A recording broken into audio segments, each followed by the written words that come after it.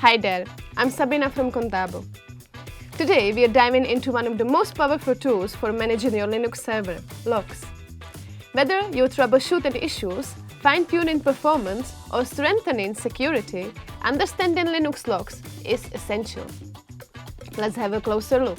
Think of Linux logs as your server's black box. They record everything happening on your system. Without logs, diagnosing a problem is like flying blind. They help you to identify system errors, detect security threats, and monitor server performance. But not all logs are the same. Let's explore the two main types, system logs and service logs. System logs are the heartbeat of your Linux server. They track everything from the kernel messages to hardware status and boot processes. Why do these matter?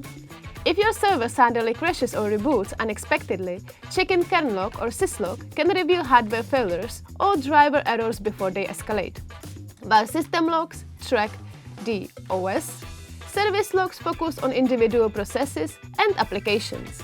These logs help you diagnose issues in web servers, databases, schedules, and more.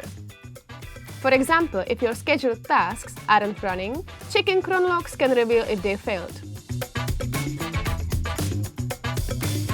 Or if you're facing a surge in failed SSH logins in auth.log, you might be under a brute force attack. By understanding and regularly checking your logs, you can prevent downtime by spotting issues early, enhance security by detecting unauthorized access, and optimize performance by fixing slow applications. And the best part?